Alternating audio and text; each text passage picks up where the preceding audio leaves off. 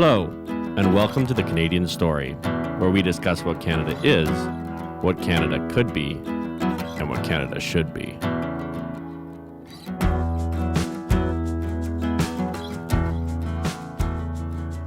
Hello, everyone, and welcome to another special episode of the Canadian Story, where I am joined by Vitor Marciano and Brian Jean. Vitor has been on the podcast before. Always enjoy your perspective on things. Brian has not been on the podcast before, but very excited to have him on to talk about what is going on in Alberta. Like, what is happening right now? I feel like there's a lot of people who are confused. There's a lot of misinformation out there right now. I don't know if Vitor, you've probably seen this ballot thing that's going around now saying that Deloitte is having them sent to the wrong postal code. Maybe you could talk about that to start with, because that's a major one. Can I just say, David, yes. I mean, we were talking before, and I've been in politics in Alberta since I was 14. My mom and dad got me involved, just like you. Yeah. And I've watched things go through the process. And, I was with the first time Stephen Harper was elected as leader. I was there beside him as a member of parliament and spent 10 years there. And then more years here in Alberta. I've never seen anything or heard anything like this ever in the history of politics. Well, we worked in Ottawa almost a full time together. You were there in 2006 and I got there in 2008. And this is unheard of. Stephen Harper didn't change his own leadership review in 2005 when we were in Montreal. and just worked really hard in getting a good result. We're in a weird world right now where there's no trust. And because there's no trust, everybody looks at every situation and tries to imagine something bad is going to happen. That is a really good point. And then when they imagine something bad is going to happen, again, they keep looking, and anything that strikes them as odd just balloons out of shape. So we were talking about the return envelope and the postal code. It's just, ladies and gentlemen, it's a business reply envelope postal code. It's normal when you get the reply envelopes, the ones you don't put a stamp on it, if it's going to be a big mailing, they put a custom postal code on it. Just to sort. That's it. So just to clarify on this, the reason the postal code for this one is different than the Deloitte one is because there's so much mail coming in that Deloitte's like, we want our own postal code so it's sorted when it gets to us. But David, why do you think so many people that have been involved with Jason Kenney in politics for so long, including MLAs and his staff, believe that something is going to be done by his team that is nefarious or going to be cheating? Well, because he has cheated, and we all know this, right? Because he literally, the way I describe it to people is if you're playing Monopoly with your children and you're losing, if you were to play with your kids, right? Jason Kenney doesn't have any kids, but you have kids and you played Monopoly before. If you were losing, would you flip over the table and say, we're playing Risk now? No, but I do usually lose to my kids. So that's But this is the big thing about Jason Kenney, folks, is he's never lost before. Mm-hmm. He doesn't know what it feels like to lose. And he gets very frightened of losing when it looks like he's going to lose, or when it looks like he's not going to get the result he wants. And then he's willing to go into the gray. I'm not going to go so far as to say that he personally cheats. Right, okay. I'm going to say that he personally gets into gray zones. And in politics, when the boss gets into the gray zone, there's always a jerk around who says, here, hold my beer. Let me show you how loyal I am. I'm going to go even further. Yes, absolutely. And we've seen this. There's some interesting things happening in Alberta politics. There's a couple of questions that I want to ask you, Brian. You decided to come back, right? You're on the front lines. You don't need this job. You're doing great in life. You're happy. Things are going well, but you care about this province. Absolutely. My life is going fantastic, David. But my party, the party that so many people believe is theirs in Alberta, like Albertans really had a dream. Imagine that we have a government that responds to them and their needs. That's what they thought was going to happen. And it's not happening. And so, we've got, it's kind of the opposite, yep. Right? So so you're sitting there, Jason Kenney wins, you go and you're like, I'm going to go live my awesome life. And it's hard losing. Nobody likes losing. We all hate it. It's not my first time. Exactly. Lost many times. Exactly. And I think that's an important point. And I want to iterate it, and I want both of your perspective on this, but I'll give mine first. Is I don't believe that you should be allowed to be a leader if you haven't experienced pain and suffering and loss. Because without those things, you haven't gone through the refining fire of learning from your mistakes. But David, we need to be able to have anybody, this is a free country, and we need to have the opportunity to have anybody that wants to put their name forward not be blocked and be able to do it. And let the people decide with full information. That's a good about point. their true character of who that person is. And That's a that's very good point. that's the key. Yeah, that is, you're right. I shouldn't say they shouldn't be allowed, but I say that people should seriously reflect on who they're electing. Yes. And if they haven't failed, I have the same policy in my dating life. If the person has not suffered, I don't think I can date them, right? Because I've suffered and I know that we're not going to be able to relate. And there's an absence of understanding. If you always win, you can develop a swelled head pretty quickly. Yeah, you might start thinking that you're a savior. You might have a messianic complex. And you might decide that I know everything already. And the truth of the matter is that maybe you always won because being a conservative in the southeast part of Calgary was relatively easy to win. Yeah. But folks, you know, what we have to identify here is that this is not about Jason Kenney. No. This is Yes. about renewing the UCP. David, you said it yourself. I came back for one purpose, because I saw that either the NDP were going to renew our legislature and our province in 1 year from now, or that we were going to have to renew the UCP. And I heard every day people told me, Brian, it's your obligation. Go back there and fix this problem. Every day I heard it. And I want to thank you on behalf of Albertans, on behalf of my family, for coming back. I was in a similar boat, different than you in the sense that this is less about saving the UCP for me and more about standing up against the people who took our freedoms away. As everyone knows, that's why I founded Take Back Alberta, because I believe that our rights have been violated. And not only have they been violated, they've been taken from us and been replaced with privileges. And I'm not interested in living in a country or a province where it's all privileges. Now, I know not everyone agrees with me on that. And I know you guys are supportive of choice, but maybe a little bit more nuanced position than my more radical one. I agree with you. Freedom is absolutely essential. We have very few freedoms as individuals over the last thousands of years. And the truth is that today we've developed this country into something that is really fantastic, where we have freedom of individual. We have the right to our own property as a being. We have the right to our own property as a home, and we have the right to our own property being the gift of having a trade. And those things cannot be taken or should not be taken away from us. It's very, very important. I mean, there's the ability to allow freedoms within a set of parameters that can make as many people as possible happy. And that's what you should do as a government. Yeah, no, I'm a big believer, just make the government smaller in general. I agree with right? that too. Like as small as you can make it. But I wanted to ask you, as a lawyer, because you practiced law for many years, what was it like seeing the charter just get tossed out? Oh, it was horrible, because usually the people that are in the tossing are the people that are the most vulnerable. And, you know, whether it's First Nations or new Canadians that are being taken advantage of and not receiving the rights that they are due, it's usually the most vulnerable, and that's the most disturbing. Yeah, well, and it's interesting because you've defended, you've been a litigator, right? You've been in the courtrooms literally day in and day out fighting for people's rights. Absolutely, right? Under the charter. And now the charter doesn't seem to be worth the paper it's written on. And I know there's a lot of people who are saying, well, if the government won't respect the sovereignty over my own body, I don't respect the government anymore.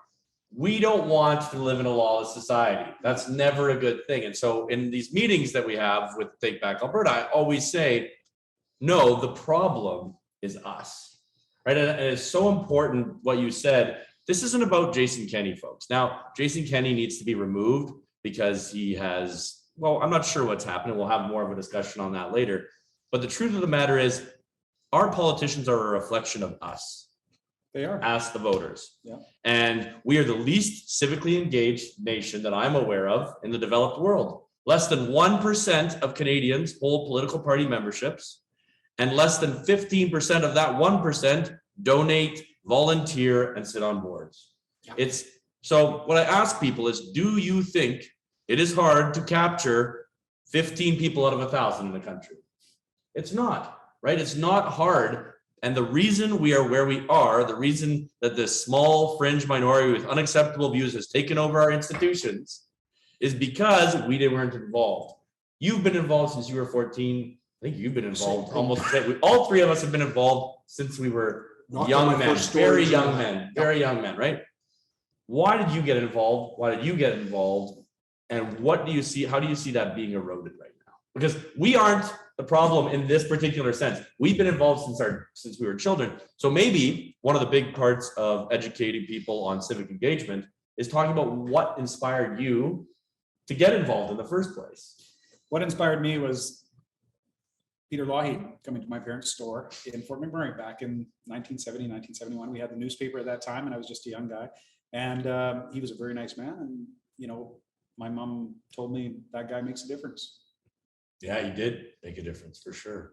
My story isn't quite as good because it's Bill Lessick rather than Peter Lougheed, but Bill Lessick was our local pharmacist, came to visit my parents at the house, sold them a membership so that he could win the Progressive Conservative Party of Canada nomination for Edmonton East back in 1983. Did he win? He did. We weren't Canadians yet. We were just in the process of becoming But you Canadians. could become members because Political parties allow immigrants to become members. And on that point, why are people who are not citizens allowed to be political party members? Because anyone who lives in a jurisdiction should have a say on the people who are elected, but they're not allowed to vote in the general election because you have to be a citizen to vote. And literally what happened is he came and sold my parents' memberships because he was going for the nomination. I remember going with my dad.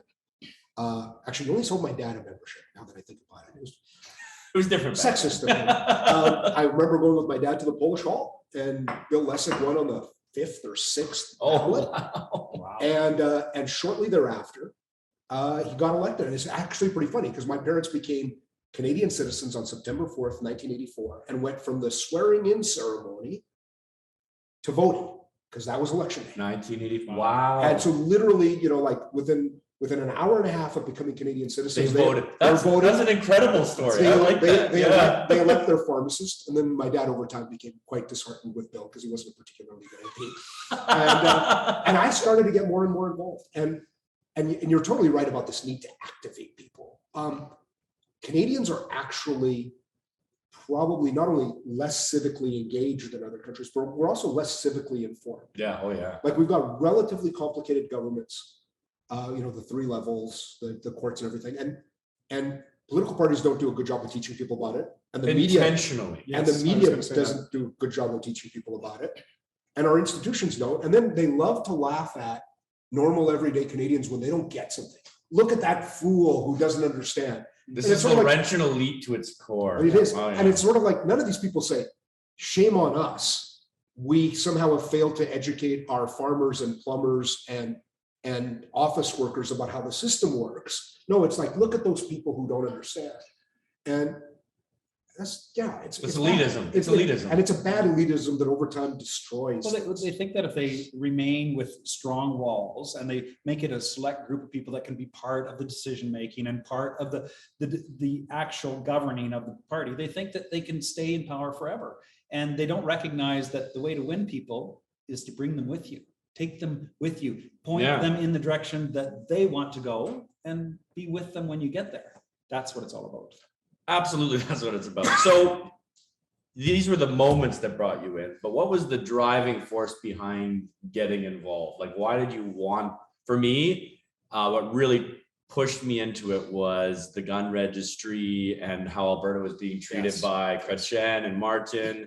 And I like to say, I am the political descendant of Stephen Harper because the first membership I ever bought was in the Alliance Party to vote for him to become the leader of that. And then I ended up, as some of you will know, my story of getting to work for him and sitting beside him at that first ever 2005 convention.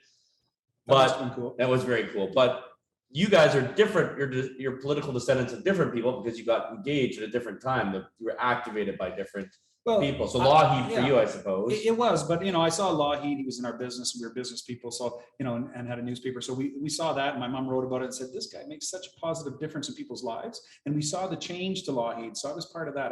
I remember the night my parents talking about the change to Lougheed, and then I didn't get involved in politics except on the local level, and getting involved that way. But in 2004, when I saw how the West, so you are a political descendant of Harper. Yes, I was, and I got very involved in 1991. I was doing my master's in law at the time, and I was focused on how to negotiate a settlement between the Quebecois and the rest of Canada. And a 30,000 word thesis, so I had to do a lot of research. And in the research, I was like, that's how we're treated? I was like, wow, like what's going on here? And then when I got to Ottawa, 2004, I got elected in opposition. I was like the biggest newbie ever, but I thought I could solve all the West's problems in the first 15 minutes. Most new MPs, they really think that. But I was disgusted when I got there. and I'm talking about the West and Ottawa, and I'll talk, I shouldn't say Ottawa, I should say the Laurentian elite. That's the best way to put it. And over time, I got more disgusted. In 2006, I got the privilege of being a parliamentary secretary, which meant that I got to do a lot of legislation and oversee a lot of things that I got the privilege to do. Stephen Harper gave me $1 billion in green infrastructure fund to spend on green infrastructure, which I could not spend all of for the people of Canada, obviously. But what I did do was I was part of the NCC, the National Capital Commission, and I saw how much money is spent in Ottawa. Like at that time, it was probably $250 million a year just because Ottawa was the capital. Now, I understand, but why do we have all the museums there? Why do we have all the public service, by the way, which is about 89% Quebecois, which means their first language is French? Why are they there? Like, do you expect some sort of positive reaction from the West? Do you believe that we should have people that are paid enormous salaries for polishing things that people in the West would receive a third of the salary for? It's just not fair, and something needs to change, and it needs to change now. I do remember a story, if I can tell you, and sorry to bore you, but when I was the parliamentary secretary, I remember that I found out, and I talked to one of the ministers, and I said, listen, they are spraying down for a bug that hasn't existed in 30 years on a ferry that goes back and forth between two of our provinces. And I was told by the minister, who was a Westerner at the time, Brian, those are government jobs. Now, they may not be accomplishing anything, but it's a 24-hour-a-day government job at those on both sides of the docking and landing of those ferries. We're not taking that away. For a bug that hasn't existed for 30 years, just the worst form of government tyranny is the kind that creates jobs for the sake of just programs that never end. Yeah. Well, the bureaucracy must expand to meet the expanding needs of the bureaucracy. But we have that problem in Ottawa. Yes. But we're slowly starting to develop that problem here in Alberta. Oh, I think we already have. I don't think it's slow. 40 years with the same government, no matter what it is, you're going to have, the public service now, as good as they are, and they are fantastic. The truth is there's a lot of things going on there that even the public service people don't like, and it's got to end. It has to end.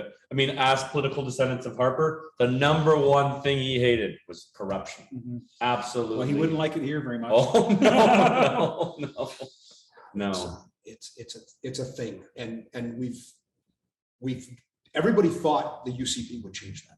I honestly thought, what you get by bringing the two parties together is you get that Wildrose anti-corruption, clean government ethos, and we're going to bring it in, and it's going to matter.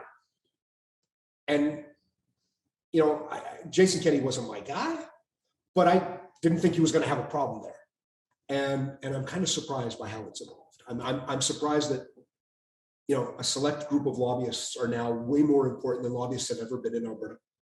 I'm surprised that, if you know which lobbyists to hire and you pay them enough, good things happen. I'm surprised that, we continue to have government universities need to hire lobbyists to speak to the government. Or cities. The city of Calgary. Why do they need a lobbyist to talk to the province of Alberta? I mean, that's their government. They are actually a creature of the province. There should be it's truly unbelievable. Remember the Accountability Act? Yes. Harper's first. That was Harper's, yeah. And I do always say that he shouldn't have made it the 5-year cooling off period because it's ruined staffer life for sure. And reduce the quality of the staffers. And reduce the quality of the staffers, but that's a whole other story, live and learn. You make decisions and you can deal with the consequences, right? But what I will say, and I think this is so important, is what everyone here I think is listening for and we need to talk about is what is going on. So let's start with, okay, COVID hits, lockdowns are happening, Jason Kenney's popularity is going down. Where would you have gone differently, Brian, if you were in that spot? And why do you think what happened? Well, I would have taken my truck and I would have done a tour of Alberta. The truck I've owned for a long time.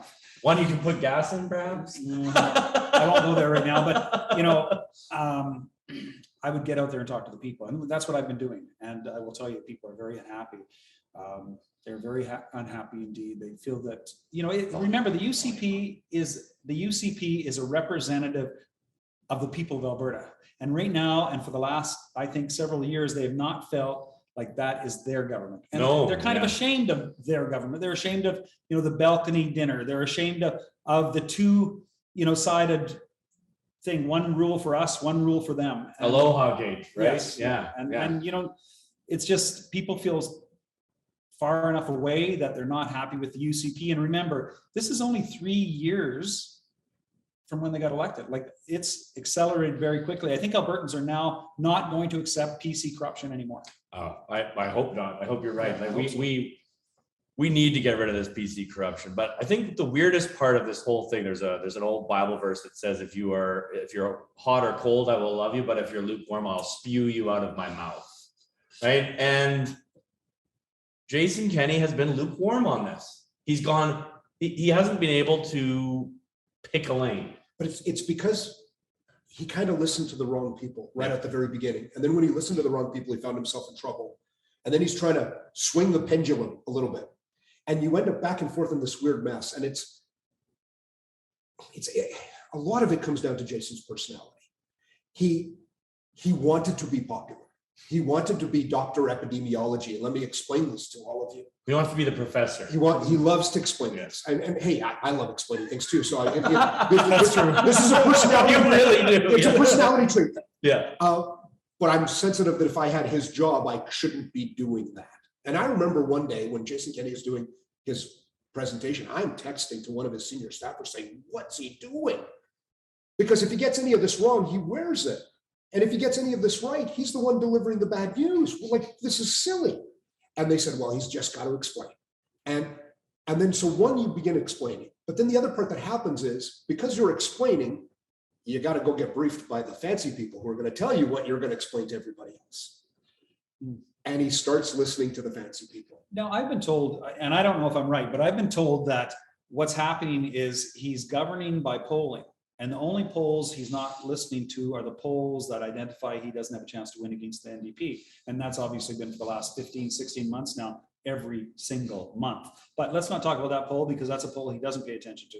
What my understanding is, he does polling on the big questions. And then and as you know, people's opinions change the more information they get, because when you educate people on the truth, they actually change their mind on the results often. And I think what happens is the polling is premature to his decision-making, and the people haven't had the full time to think about it. And so when he makes that decision, he does the polling, makes the decision, people start to learn about it, and then they say, no, I don't like that. And then he finds out they don't like the decision. So he does polling and he changes it back again. And I don't know if that's correct, but I have been told by some sources that's what's going on. That's my analysis exactly. Okay. When I'm in the rooms, when I was in the rooms as a spokesperson for TBA, which I'm not anymore, but when I was in those rooms, I always said, Jason Kenney tries to find out what people want and give it to them.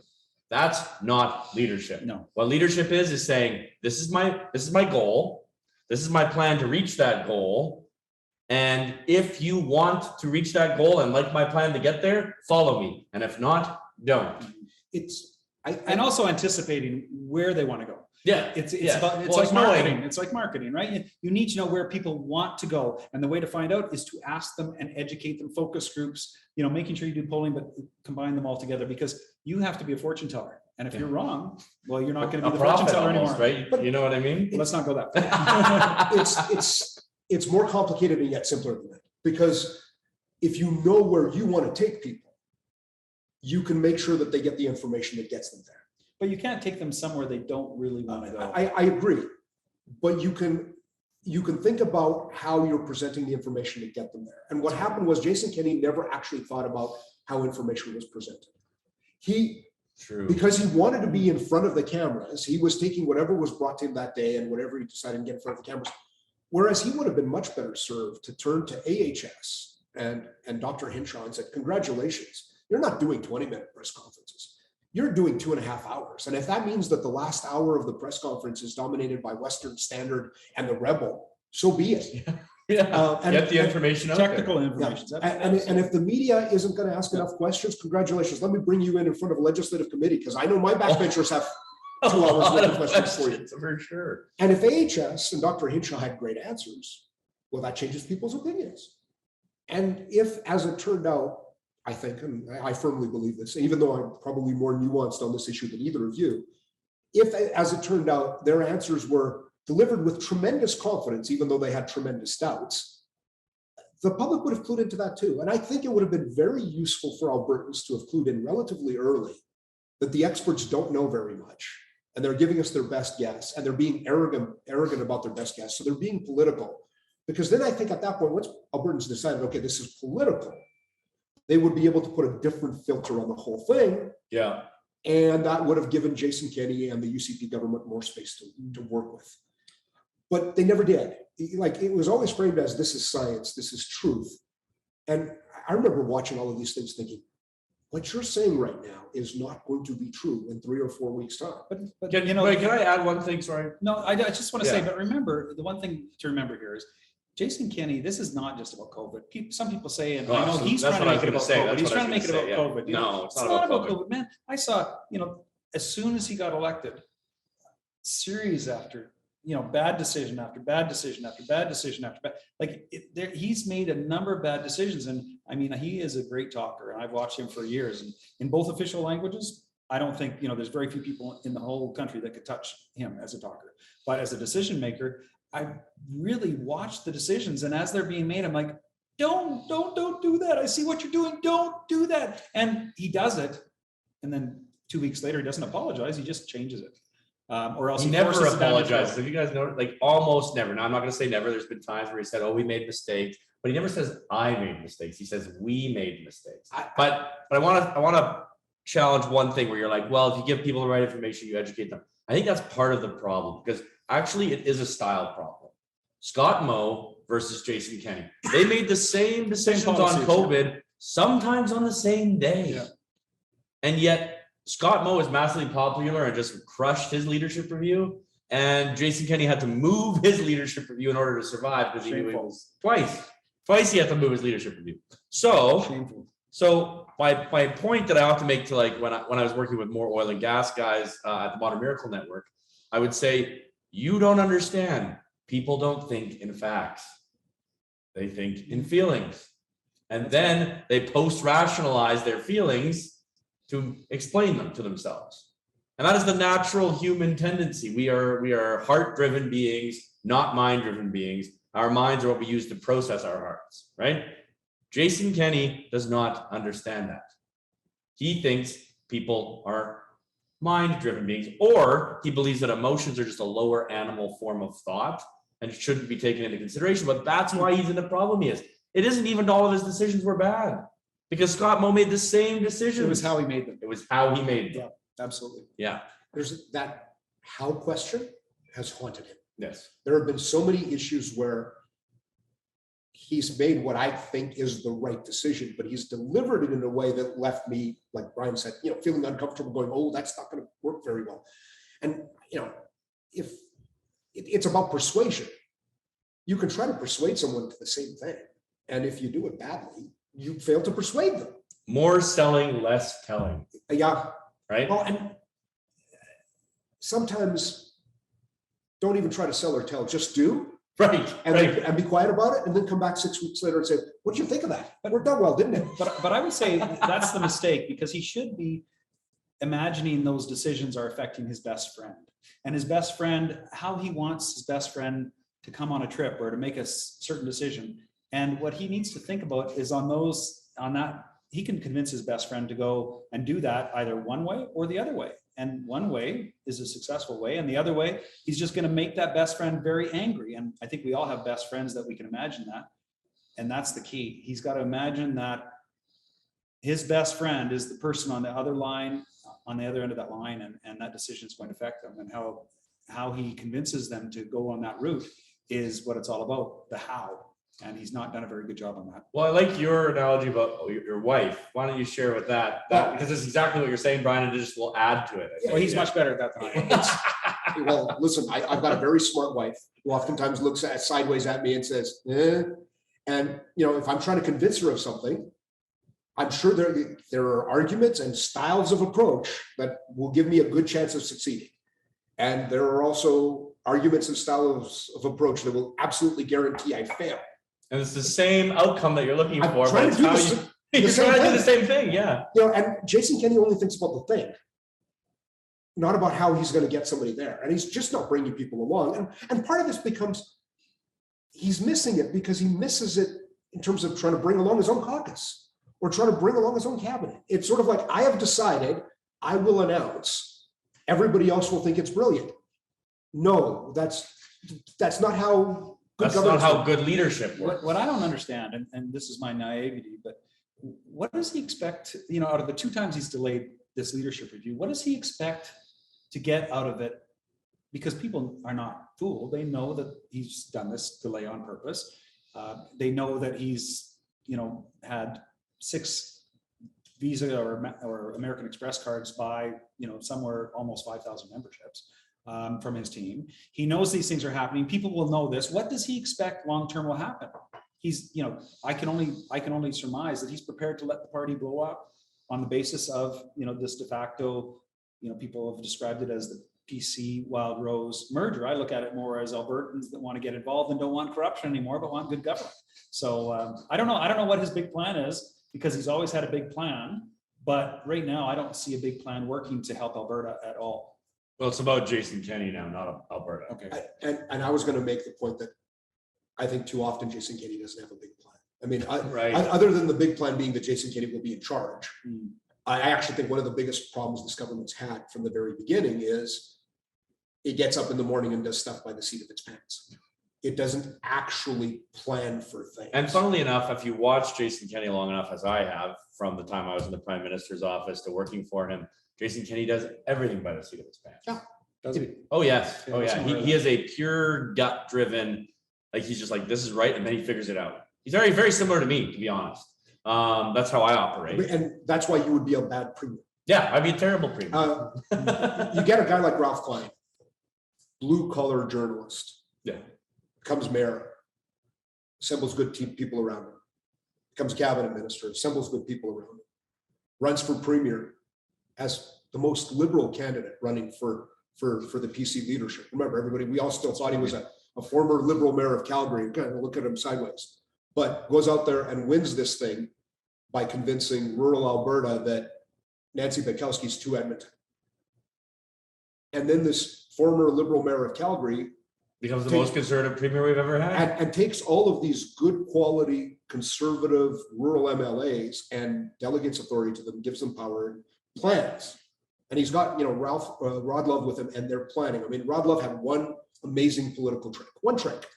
He's like, pick a day in the future, 6 months to a year out. Imagine something really good happening that day. Like, plan that perfect day. Now work backwards and build a plan so that day you can have that go on. And he would do all sorts of government planning that way. And government plans, government policy announcements, government decisions under Ralph Klein would have 3, 4, 5 month cycle times. Like, we're setting up the dominoes now that we're going to push over. That means that we're going to have a good September. That's not happening under Jason Kenney.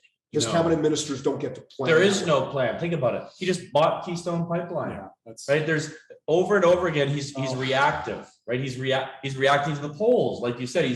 And that's why I'm really firm on this. It's not leadership to just find out what people want, because as you pointed out, most Canadians don't even know how politics works. So their opinion on how it should go isn't educated, and that's what Take Back Alberta is all about: is going around and teaching Albertans, and then eventually, hopefully, Canadians and maybe North Americans, how their system works so that they can get the outcomes they want, because right now they just don't even know.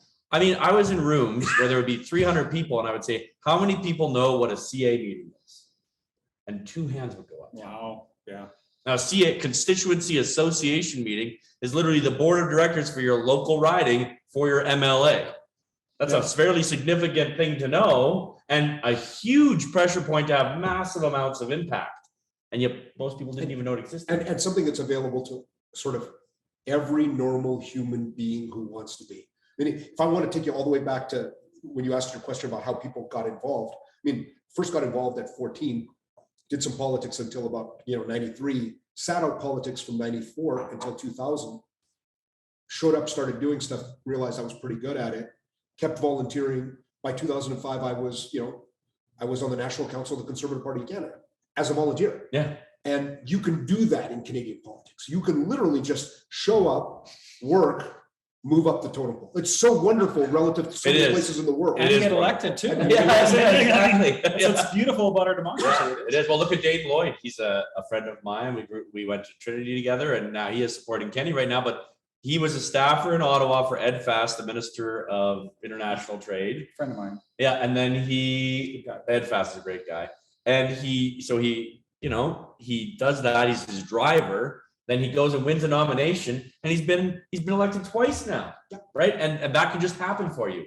It's there in Canada. Yes. So can I ask a question, David? Why are you voting no? Okay. I am voting no for the following 3 reasons. The first and most important is I do not believe, in fact, I am absolutely certain that if Jason Kenney remains the leader of this party, that Rachel Notley will be the next premier of this province. So for the sake of this province, I am laying down my life in terms of the hours of my day, because my family lives here, my nieces and nephews, my brothers and sisters, and my parents live here. I can leave, but I can go anywhere in the world at this point. They can't. Yeah. And so I'm fighting for them. And then the second reason is I believe that leaders must be held accountable when they lie to people. Right? There has to be so much power. Oh, when they have so much power and they lie. He promised there would be no vaccine passport. Now, if he hadn't promised that, it would be different, but he promised it. And then mere days later, implemented it. And he was so weasel wordy about it. He said, it's not a vaccine passport, it's a restriction exemption program. Like, how stupid does this man think we are? And then the third reason, and I think this is probably the most significant reason, but not the number one reason for me, is it turns out that Jason Kenney is not very good at being number one, right? He's very good. Stephen Harper was always good at number one. Yeah, Stephen Harper was a king of being number one. And I think that papered over a lot of Jason Kenney's leadership flaws, because he didn't have to be number one. He could be a micromanager of a small ministry team and see everything that was going on in his department. He is an incredible field marshal. But remember too, I just want to point this out, that during his last budgets as a minister, he overspent, I think, $1 billion over the last 3 budget years. So, like, let's not go too far. No, but he achieved the objectives that Stephen Harper gave him to achieve, right? And that's a field marshal. Yes, a field marshal's not concerned about the amount of money that he's spending. He's just trying to achieve an objective. When you're a field marshal of an army, let's say one of Napoleon's field marshals during the Napoleonic Revolution, what are you doing, right? You're just doing what Napoleon says. Win at all costs. You're just win at all costs, right? And if that means you spend 30,000 lives, you spend 30,000 lives. Exactly. And to be honest, that he is good at spending 30,000. He is good at just achieving an objective without any care for people involved. Like, think of the number. The real reason that Jason Kenney is where he is today is the number of people he threw under the bus. If he had brought Vitor in to the center, if he hadn't kicked Derek Fildebrand out so he could start his own media empire, if he hadn't treated you the way he treated you, if he hadn't treated me the way he treated me, if he hadn't treated all these people so negatively and brought them in and listened to them. He didn't treat me anything. I just didn't exist. True. Well, that is a way of treating someone, right? Yeah, I'm sorry. I'm just kidding. I was like, did he treat me now? I just didn't acknowledge my existence. Well, that's the other funny thing about Jason Kenney is he doesn't like confrontation. Have you guys noticed this? Yeah. If he doesn't like you, he will not look you in the eyes. He won't he'll run away. Well, people don't, a lot of people don't know this, but I served with Jason Kenney for 10 years. Yes. And I saw him, I was involved in the government, very, very much involved in some portfolios, and I was there every day. And during that period of time, 10 years, even though I saw him just about every day when, Parliament was sitting, I would say I probably spoke 30 words or less to him during for 10 years. For 10 years. And I've made lifelong friendships there. And I actually contributed significantly, my CA did, to one particular program that he had. And, that was probably the 30 words. So, wow. and that's unfortunate. And, different people have different expectations, but I think leaders, Brian Mulrooney always impressed me. Even when he came up to Fort McMurray, he knew my mom's name, he knew my dad's name, he knew all the kids' name, and there was 11 kids in my family. So, he'd come in and he would sit down, he'd talk to you. And it might be that he just learned it 30 seconds before, but he knew your birthday. He would, he was just that kind of person. And I think that kind of leadership inspires people to follow. You can't just tell people what they're going to do and expect them to do it. You have to bring them with you to make the decisions and then to go the next step and feel like a team. Like, something happened to me this morning, and I've got to say it. There was a miscommunication by my staff, which, by the way, is appointed by Jason Kenney, hired by Jason Kenney, and instructed by Jason Kenney and his staff. And, I was an hour late for a duty that I was supposed to be on, but I didn't know because my staff, his appointed staff, didn't put it in my calendar. And so I'm in a rush to get there because I want to be a team player. And I guess I get a $25 fine for being late because their staff screwed up. I mean, it's just like, why would you find people on your team that are grown-ups? Like 25. Like I feel like I'm back at A&W serving teen burgers, and I'm 5 minutes late for my shift. Like, anyway, that's not a way of treating a team, basically. Adults, an adult team, a team that wants to be there and make a positive difference, and that people in Alberta sent here as their representative. Yeah, and they're adults. We know for a fact that the Minister of Energy found out about the purchase of Keystone Pipeline 30 minutes before the press conference. That isn't leadership. And that minister has known Jason Kenney for at least 10 to 15 years before that decision made. Yeah. On a personal level. And it didn't matter. But it's that absence of delegating. It's it's micromanaging. I would disagree. Okay. I have a much harsher characterization. I call it toddler managing. So sometimes the premier's a little bit like a toddler. I want what I want when I want it now. And then when you're still doing it and he doesn't care about it, he's like, what are you doing? I don't care about that anymore. Get rid of it. So there's both the drop everything and do what I want, followed by the, why are you still paying attention to that? It doesn't matter to me anymore. And it's part of the reason why this government never dots its I's and crosses its T's. So earlier we mentioned Aloha Gate. Yeah. Aloha Gate need not have existed when in September of 2020, the government bragged about creating a new program out of the Calgary airport with WestJet to allow people to start going on vacation again. Yeah. So they literally could have said, okay, we're going to do this program. Let's brag about it. Then because we're doing this program, let's go change the rules and say that people are allowed to go on vacation because we bragged about it. And then having changed the rules and changing the website, then their own staff wouldn't be violating the rules. But nobody in this government ever pays attention to the second order effects of the decision that got made. The disconnect, yeah. Because you're absolutely right. I mean, I think a lot of the MLAs and ministers got caught in a situation that really the government was saying and the premier was saying through his office is, we're all better now, WestJet, we've got this program, go, spend money, get the economy back going. But he forgot to tell the rest of Alberta.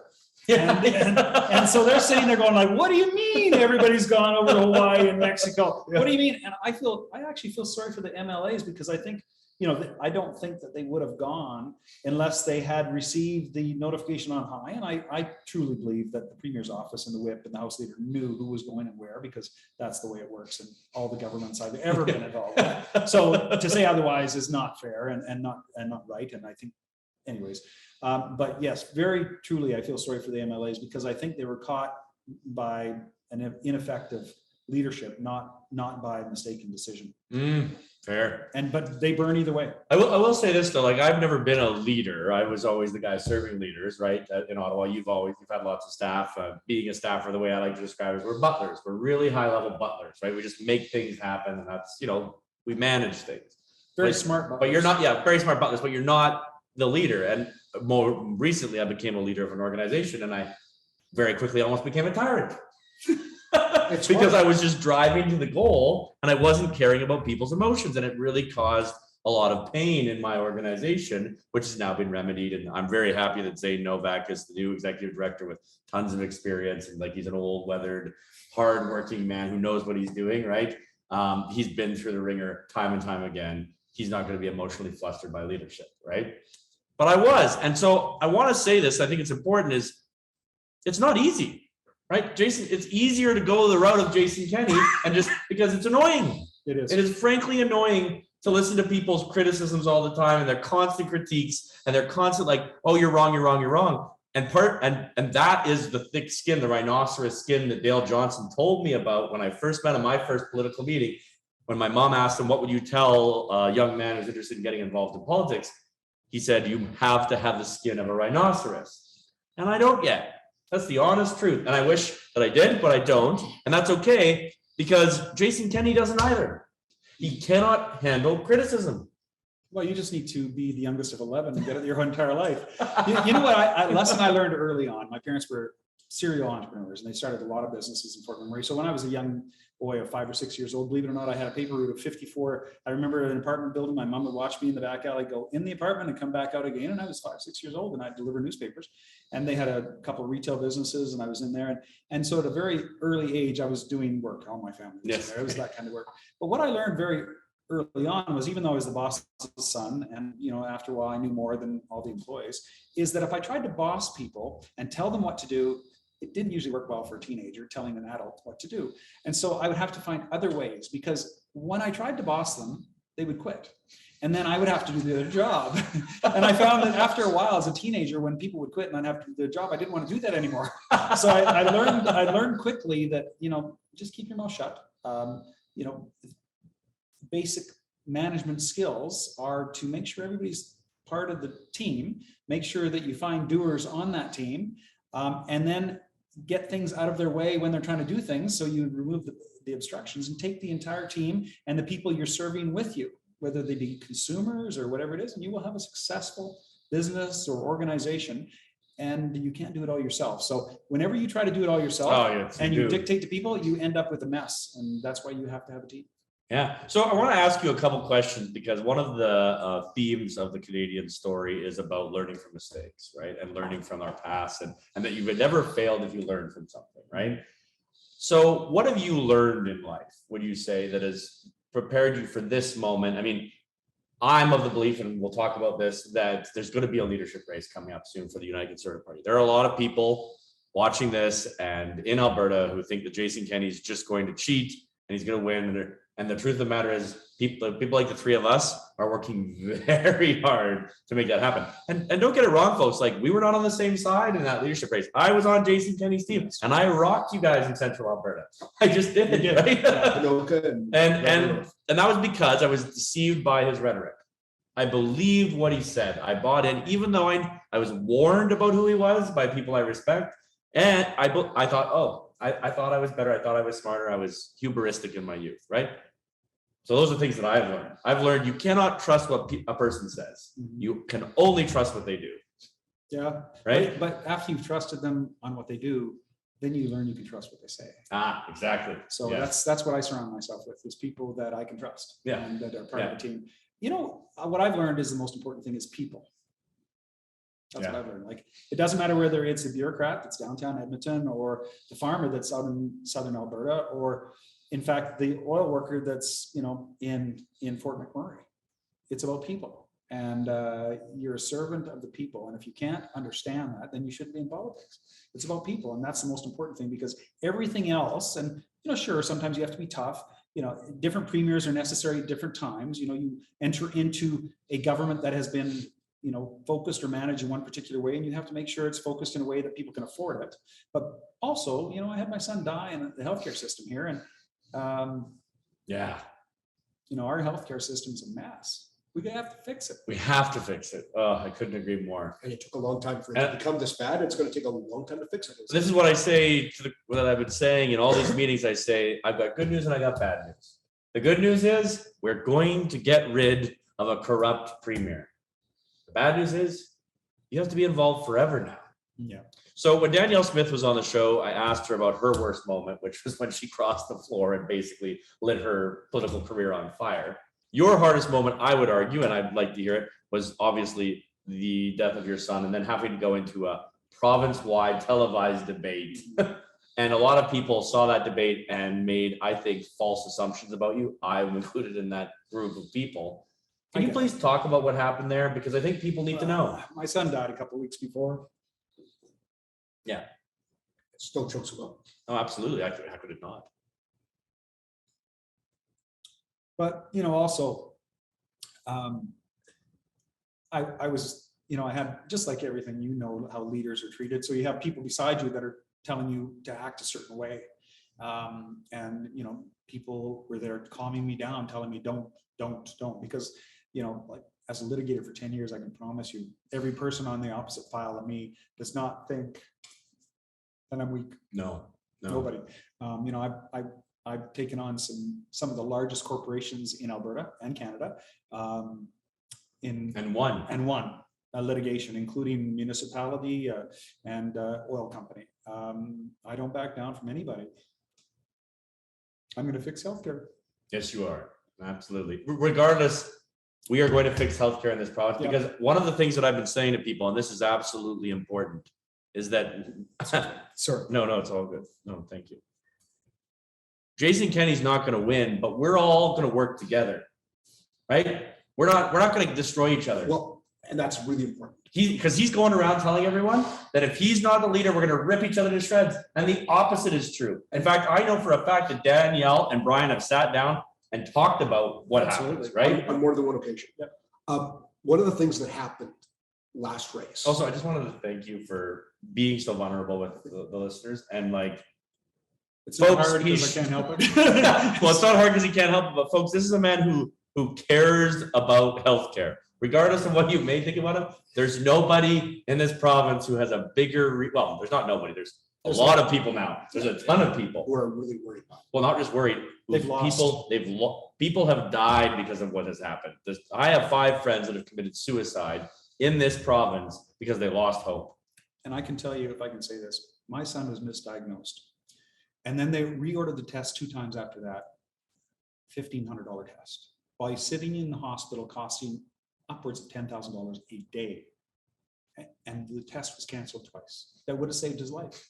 I hired a lawyer that cost me a lot of money, a very good litigation lawyer, medical malpractice lawyer in Edmonton to find out. I wanted to find out what happened to my son because they wouldn't tell me. And he spent a lot of my money, flew all over North America, and he found out. And I had Vicky Kaminsky in my office and apologized to me for my son's death. Doesn't change anything. No, doesn't change And it doesn't fix the system. No. Because it's very likely that the person who made the mistake doesn't know. Doesn't even know. No, doesn't even know. And nothing got changed. And there are lots of things that are broken this way. But justice, if I can say this, justice is the same thing. Like justice, I'm a lawyer by trade. I'm from Fort McMurray. People don't have access to justice, and even when they do, it's just so expensive. Nobody can. It's become pay to play. Yeah, exactly. It's become pay to play justice. And our education system. Don't start me on that. Yeah. But we don't want to get away from that. We'll have another interview where we talk about what we're going to do. Right now, we got to talk about what's happening. And what's important is to make sure that people have a chance to vote. Yes. I'm voting no. Can I tell you why I'm voting no? Yes. Because if Jason Kenney wants to be in this leadership race, let him be in the leadership race. Let people have the opportunity to see him up on a stage if that's what he wants. But my goodness gracious, there is no way the UCP is going to win the next election under Jason Kenney's leadership as it is today. No. So if there's a refresh and he comes back in and gives a new policy and says, I'm going to change, and then has 6 or 8 months to do so. Okay. And maybe if he changes his leadership style, becomes consultative and brings everyone that he's been pushing away around him and says, okay, I'm willing to listen now. But we all know that's not going to happen. It won't. And I mean, the number one reason I'm voting no is because Jason Kenney represents that Einstein's definition of insanity, which is that you do the same thing over and over and over again and you expect a different result. And I listened very carefully to his speech on Saturday on April 9th. And there was nothing about how he would do anything differently. I mean, there are ways you can write a speech where you'll talk about how you'll do things differently in the future without apologizing if you don't want to be one of those guys who apologizes. But what that speech was is, if I win, you get more of the same and a stick. Well, not only that, I'm sorry you felt that I treated you poorly. Yeah. That's what he's saying. That's what abusers say. Yeah. They say, I'm sorry about your feelings. Yeah. I didn't mean for you to feel it and live it that way, but you did, and you didn't care about anybody's feelings, and you haven't been introspective enough to change how you would approach the next decision. So all of this stuff is there, and ultimately, for me, that's the part of it where I feel like he's broken trust. But I think for a lot of Albertans, they just don't trust him on any file. Members of our party don't trust him. I mean, we were talking earlier about the envelopes. We spend, I know you do, talking to people from Take It Back Alberta. I do, communicating with people on Brian's behalf. Spend big chunks of every day trying to tell people that things they think Jason Kenney is going to do, actually he can't do.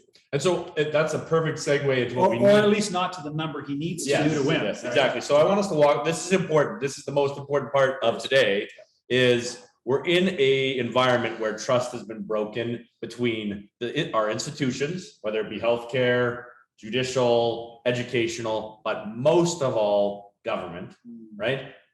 People, a lot of people, whether you do or not, a lot of people no longer trust our institutions. Okay. Now, for example, Deloitte is a member of the World Economic Forum.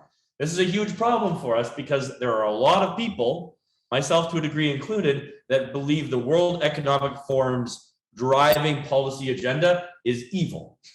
And so they think, well, if this group is engaged with, or sorry, if Deloitte is engaged with the World Economic Forum, how can we trust the outcome of the vote? So what I want to do is walk everyone through the checks and balances that are in place to make this vote as fair as possible, and why we haven't gone and just started our own thing, right? If I could just say the first thing, I can't imagine any corporation at that level that would allow any kind of cheating, whether it was beyond their control or not, and have their name attached to it. I can't imagine. I hear the conspiracy theories. I'm a doubter. I'm there. I'm questioning things because I think that's very important for people to do. But I just can't imagine, because it would destroy Deloitte. It would destroy them. They'd be finished. And that's a multi-billion-dollar. And they're an auditing firm. Yes. Like if they can't audit things anymore, It's a global firm. Yeah. So even though I'm sure at the top levels, there's somebody who loves going to Davos and getting wined and dined by Carl Schwab and the World Economic Forum. Klaus, Klaus, yeah. Right, Klaus Schwab. You're not friends. No, we're not friends. In any shape or form. I don't think he likes Vitor. I'm a bricklayer's son. You know, these You're not an elitist. these fancy people, they got nothing on me, and they have no appeal to me at all. But I think, you know, the Deloitte partners in Canada, the Deloitte retired partners in Canada, they all know what happened to Arthur Andersen and how one bad political. Can you share our listeners won't know what happened to Arthur Andersen used to be the 7th largest accounting firm in the world. And they got into bed with Enron and looked the other way on a few things because Enron was politically powerful in Texas. And they signed off on a couple of things the wrong way. And basically Enron wiped out Arthur Andersen. Like, because Enron was crooked, Arthur Andersen ceased to exist, and all of the Arthur Andersen partners had to go find jobs somewhere else. And all of the retired Arthur Andersen partners who were getting Arthur Andersen pensions don't anymore. And this is an important point that I want to make very clear. If Deloitte allows cheating, we will catch it. Absolutely. We're going to catch it, and then we'll destroy Deloitte. Yep.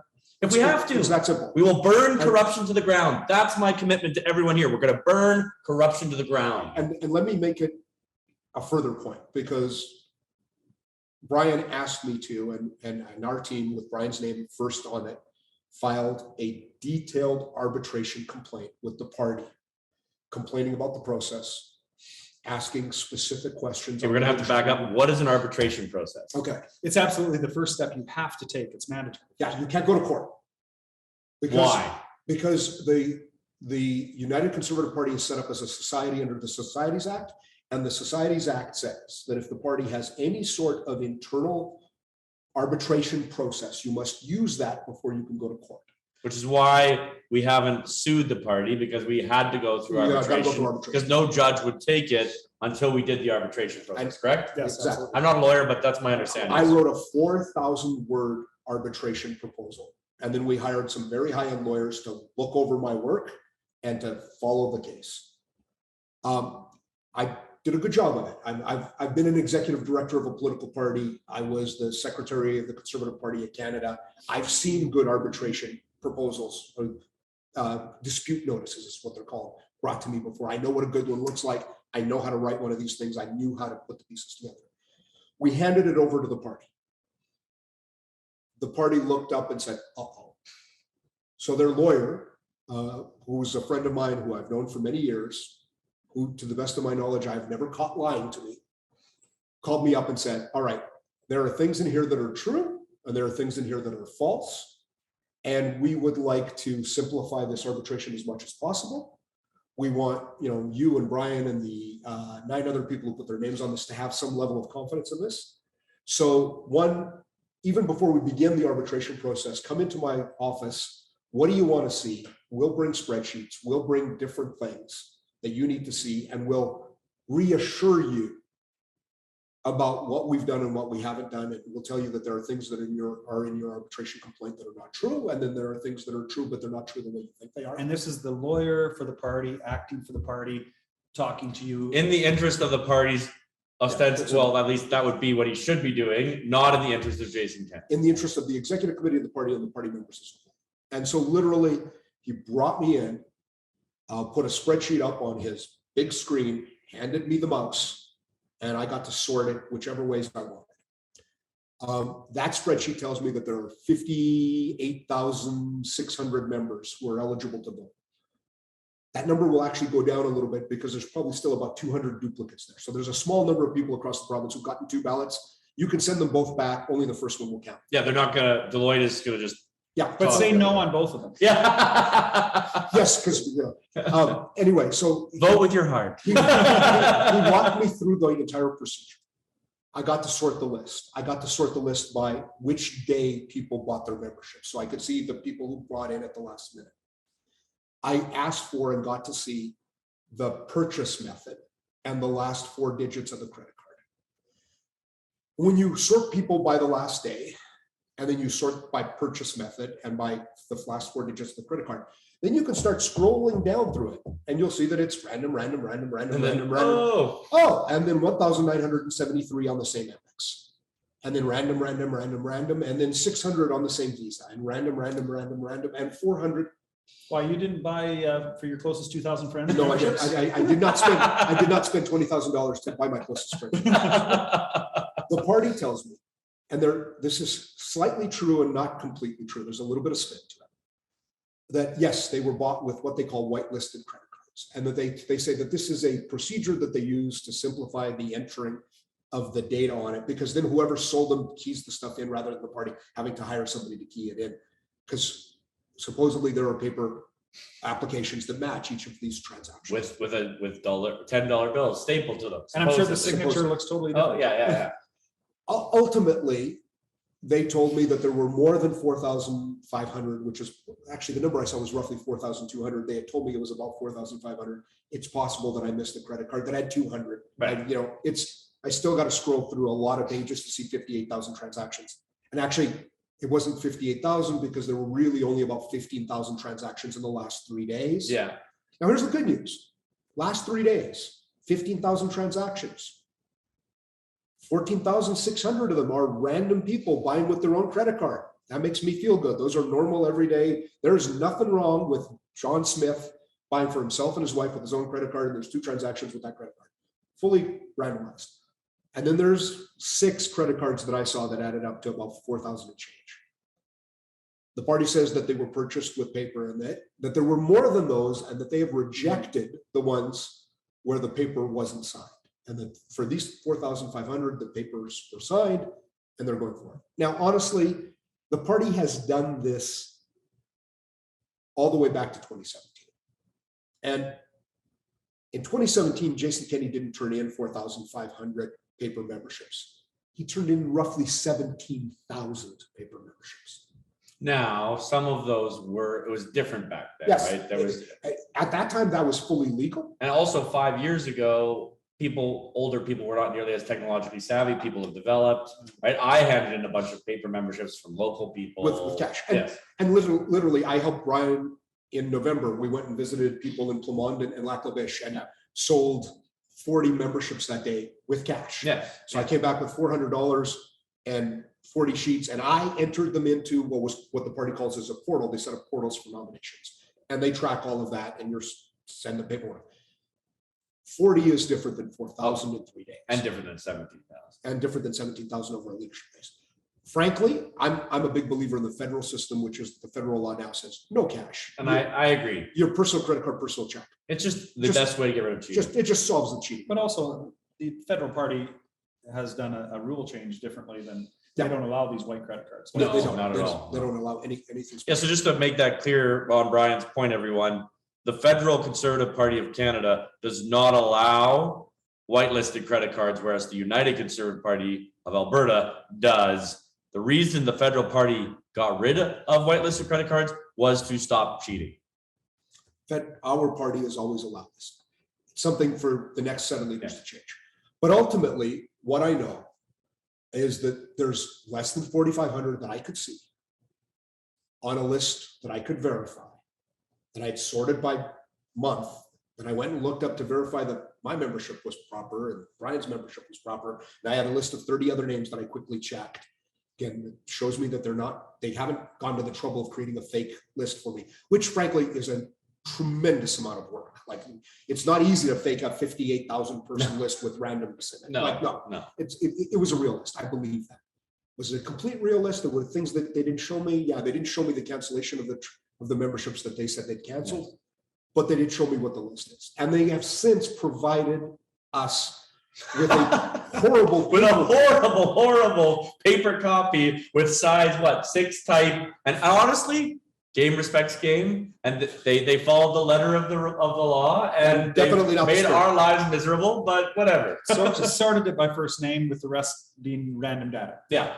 So literally, if you're a Michael, I've got to go through 9 pages of Michaels looking for you, and to find your last name. Yeah. And this is on a PDF because we're not on Excel here, so there's no searching. There's no searching. It's brutal. But they did do it. There's 58,600 roughly. There's 4,000 and change that are problematic, which means that there's 54,000 people who bought their own membership. Yes. And then separate from that, of the 54,000 people, or the 58,000 people who have memberships, 36,000 and change are outside of Edmonton and Calgary. 16,600 of them are in Calgary. 7,000 or so are in Edmonton. And then even of that 36,000 that are outside of Edmonton and Calgary, about 40% of that list is central Alberta, sort of from Calgary north to Lacombe-Pinoka, plus Cardston, Siksika, the deep south. So literally 35 to 40% of that list is from areas where Jason Kenney is decidedly unpopular. Yeah, I want to speak to this and actually get your guys' opinion on this, because I want to talk about cancel culture a little bit, because Jason Kenney's using cancel culture to hurt the conservative movement in this province. And that's another reason that I think he needs to go, because he's using the left's talking points to defend himself, which is he's prepared to burn the party down. It's not just even anti-party as an institution, it's anti-movement. Yeah. He's hurting conservatism. It's even worse. Everything he has said about conservatives lately, about the people he's mad at in conservatism, Rachel Notley will say in the next election, and quote, say Jason Kenney said it. Yeah, exactly. So it's incredibly damaging. Oh yeah, but on that, the first couple points I want to make. Let's talk about the 11 ridings. There are 11 ridings in this province that represent 25% of the total membership, and those are, in order, I believe, Cardston, Siksika, which is Jody Gateman's riding. Why are there so many members there? Well, because a wonderful, well-respected farming family, I think is 4th generation Albertan, who Jason Kenney asked to be on the UCP provincial board, and she was elected in a landslide to get there, and then resigned because she didn't like what Jason Kenney was doing. Now her views are so extremist and unacceptable that she can't even be allowed to run. She was on the board, asked by Jason Kenney to be on that board. And she's currently sitting as a county councillor, having been massively reelected just last week. And truly involved in conservative politics, both the federal and provincial level for years. Yes. Oh, she was involved in Preston Manning's campaigns back in all the way back to Grant Hill. She was Grant Hill's, as a young woman, she was Grant Hill's riding president. Oh, like way. She loves this, right? So that's number one. That is the number one riding. Number 2 is one of my home turfs, Rimbey Rocky Mountain House Sundry. It has the second most number of members, and the reason for that is a wonderful man, basically a paragon of virtue, named Tim Hoven, 8 children, so not quite as many as your parents, but close, right? 8 children. The 9th child that they had, doctors told them that this child was going to die after being born. They brought that child to the world and loved it till it died. This is the kind of people they are. Just solid people. Jason Kenney is running around in the press calling this man a white supremacist. And the people of his riding, his neighbors and friends, weren't having any of it. In fact, they weren't having any of it so much that they were going to vote out Jason Kenney's lieutenant, Jason Nixon, and they had to disqualify Tim Hovan on trumped up charges of racism in order. They're using the left's talking point. So these are the two top ridings. Those two ridings represent nearly 10% of the total membership list. And number 3? That's right. And number 3, Fort McMurray. Yeah, Let's talk about that, because it's Fort McMurray-Lac La Biche. Yes. Which is the second smallest population of any riding in Alberta, and it has the third largest membership. Brian's sold a lot in Fort McMurray. And then you can make your way all the way down the list to 63rd, and that's Premier Kenny's riding of Calgary-Lougheed, which has one of the largest populations in Alberta. And I want to reiterate that for people. The riding with one of the largest populations in the province, the Premier's riding, is 63rd on the membership list. You have to go down 62 ridings to get to the number. That's how little the people in his own riding want him to remain Premier. Jason Kenney will not win this leadership race because he was Leadership review, because he was unable to sell enough memberships in Calgary to people who should be supportive of him to save him. Yes. Ultimately, that's what it's going to come down to. In South Calgary, in the 3 or 4 ridings that overlap with what his federal riding was that he served for 20 years, there should be 10, 15, 20,000 members. For sure. There are not. Are there even 5? No. Maybe 5. Maybe 5. Maybe 5. Probably not. If I could just say here, when I ran just recently, I ran on a mandate that if I was elected, I would do everything I could to remove Jason Kenney as our Premier and the leader of our party. And I mean, we had 3.5 weeks, I think, to sell memberships, and we sold a ton. I think there was somewhere in the neighborhood of 300 or 400 when we got there, and 1,500 or so when we left. But by accident, even in the neighboring riding of North, they almost tripled the number of memberships they had by accident because they wanted to be part of that mandate to remove Jason Kenney. Didn't realize where the boundary was. Yeah, they didn't realize. Exactly. And I had a woman that I remember I was there for the vote, and I had a woman come to me and say, Brian, they're not letting me vote. They're not letting me vote. And she was very upset. And I talked to some people at the party and they said, please send out a note to let people know. And, you know, I'd already done that. But people so much want to be part of it that they buy memberships for accident, want to get involved, and are upset when they can't be, because in the oil and gas world, we recognize that Jason Kenney says one thing, does another thing, and really the overall picture of what he does and doesn't do is not helping our agenda. Yeah, it's not helping our province get to where it needs to get, which is at very least more autonomous.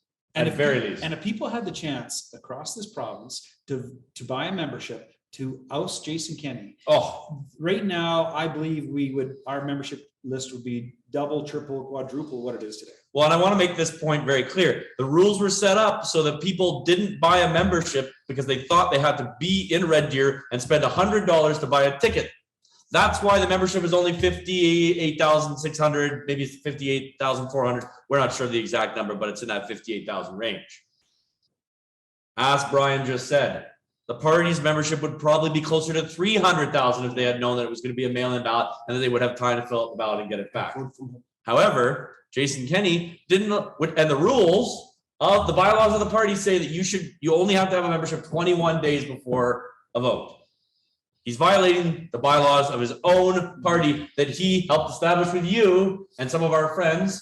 And it's ridiculous. It's so blatantly cheating that I got really excited when it happened, because I'm like, well, he's admitted defeat. This is literally admitting defeat. And now we have a lot of people who are so worried that he's going to cheat beyond the pale that it's not even worth voting. So I want to go into why he wants people to think that.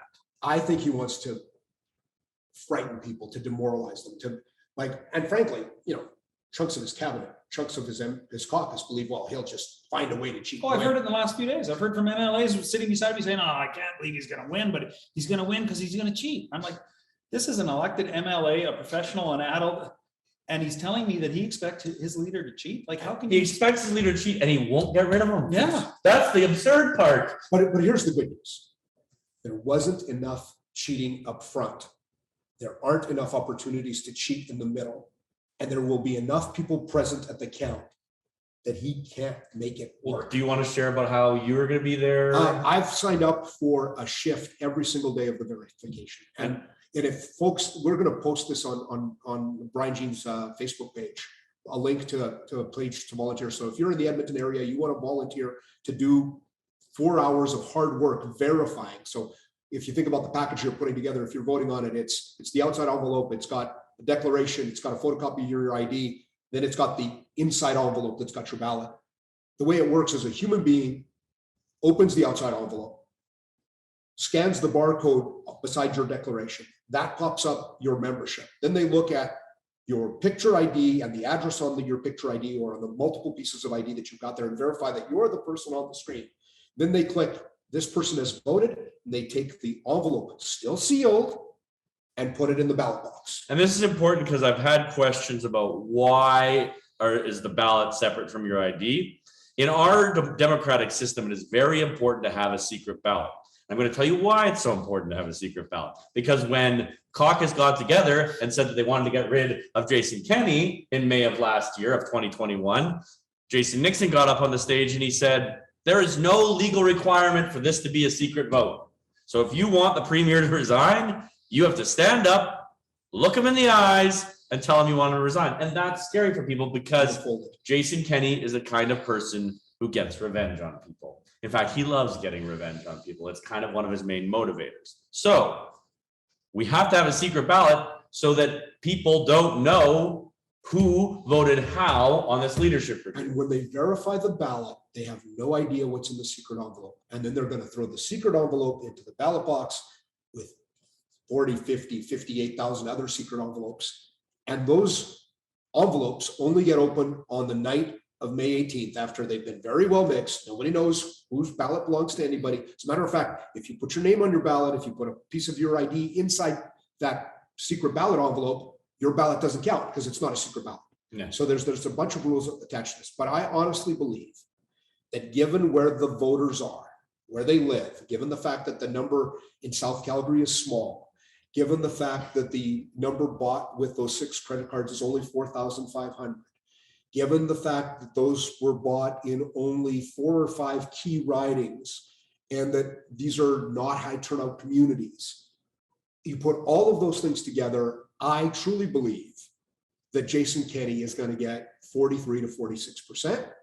And Dave knows when we spent lots of time talking about Brian Jean's nomination victory in Fort McMurray, I was off by about 30 votes out of 800. Yeah, 30 votes. Yeah. He was pretty close. I've rarely seen someone call it that close. And you sit there and you think about stuff and you figure out the ratios and you think about where, listen, it's not, there are people who are still prepared to vote for Jason Kenney.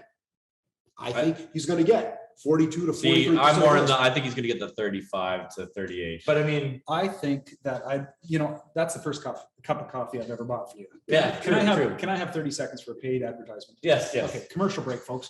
I just want to confirm a couple of things. First of all, if there is a leadership race, I'm going to restore the grassroots guarantee. You should know, first of all, that grassroots guarantee came from the Wildrose part of the equation of the amalgamation and the merger. And that was run and operated by me and our team, and we had a good team.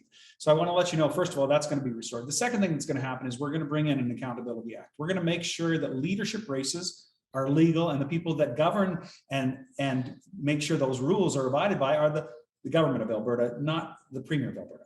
So we're going to make sure that we have laws in place for leadership races and for nominations, folks, because people should not be distracted by what's going on by politics, believing that would actually happen to them.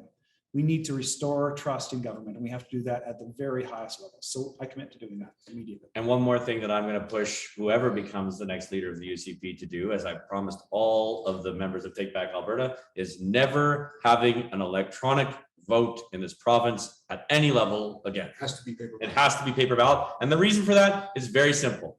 It doesn't matter whether there's cheating or not. We've lost faith in the process, and we need to restore the sacred act of democracy in this province. And what about destruction of ballots? Should we do it 15 minutes after the code? No, I think we should probably wait months, perhaps. I think that would be a good idea.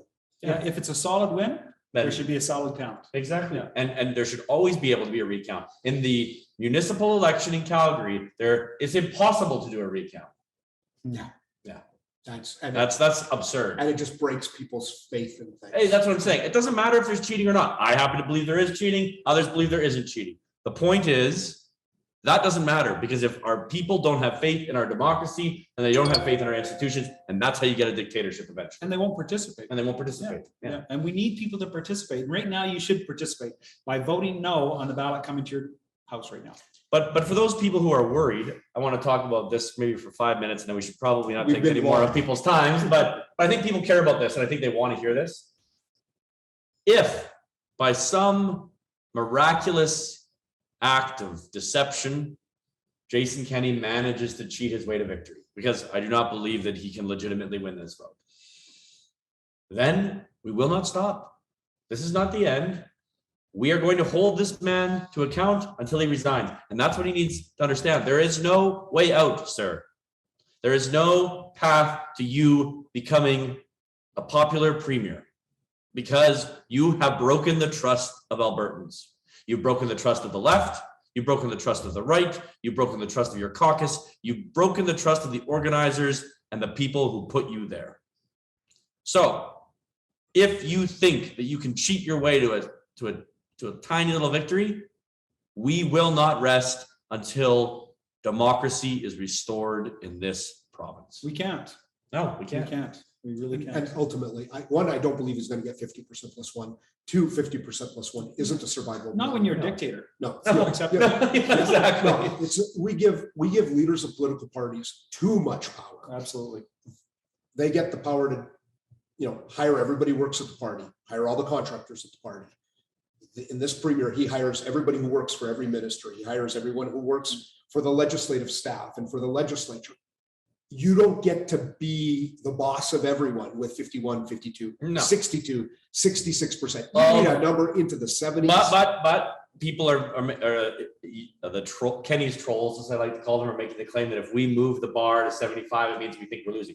We don't think we're losing, folks. We're just saying he's getting 43. I'm 38. That's my mark my words, folks. 38. Anyway, the point is, if by some hook or crook he manages to do this, we will continue to hold him accountable. Ultimately, I think the caucus will hold him accountable.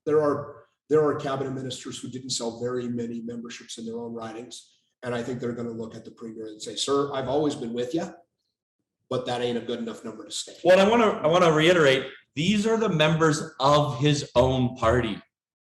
So if he's at 51% in his own party, that is all. Get involved. Yeah, that is the only evidence you need that he will not win the general election in May of 2023, or it might not be May. That's a different story. But the most important thing, the absolute most important thing, is you need to not be afraid. Oh. You need to not be afraid that cheating is going to happen and that it doesn't matter, because that's what he wants. He's trying to depress the vote. Stop him. And then my final message for Jason Kenney, and then maybe each of us will give it.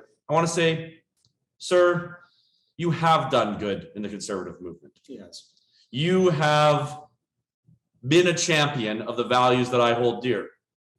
And I want to thank you for that, because it's not right for us to just take these mistakes that you've made now and tarnish your entire legacy. It's okay. You can lay down your sword and go and do something else, and we will continue the fight for conservatism. You are not the only person who can do this, and you need to stop believing that. Sir, the best thing you can do for this party, for this country, for this province is to resign before this vote, because you are going to be humiliated, and you do not want to be humiliated.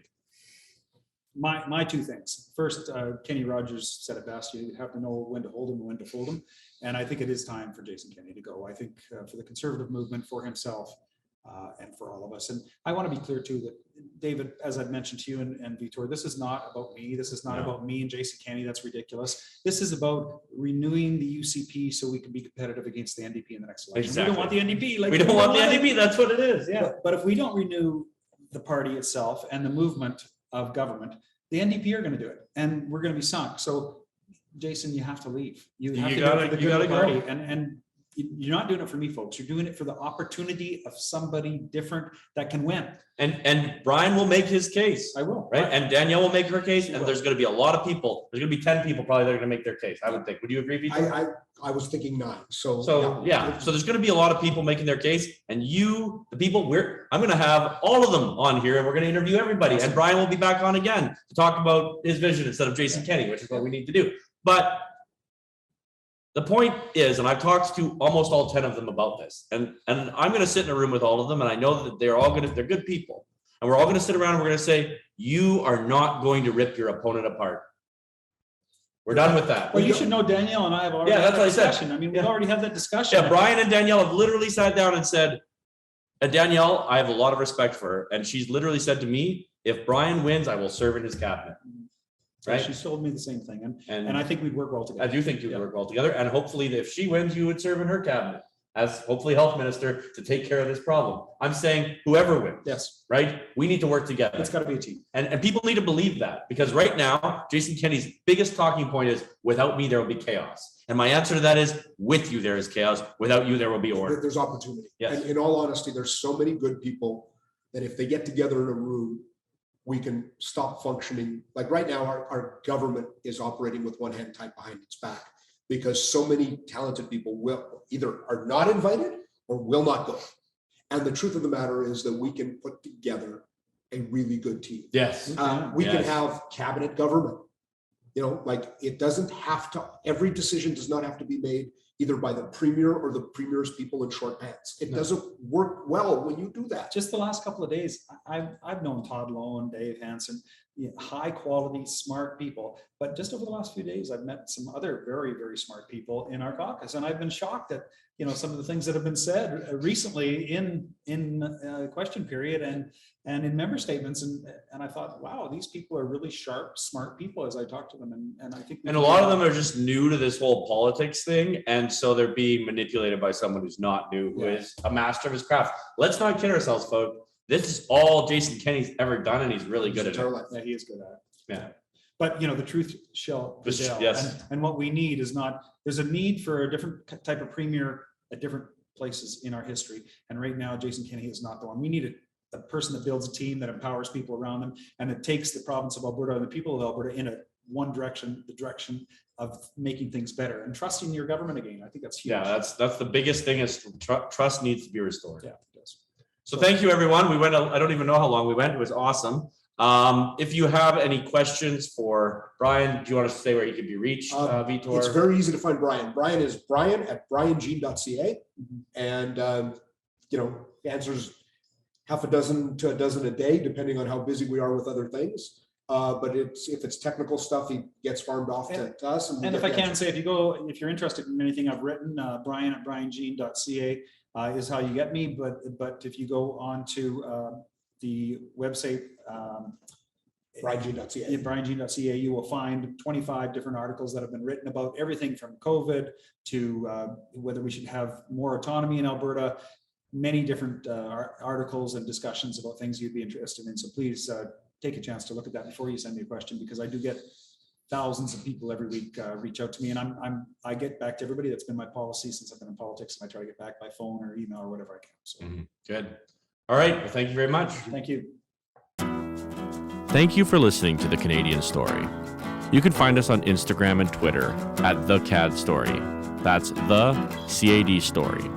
If you enjoy this podcast, please share it with your friends and family. Let's work together to remind Canadians how great their country is.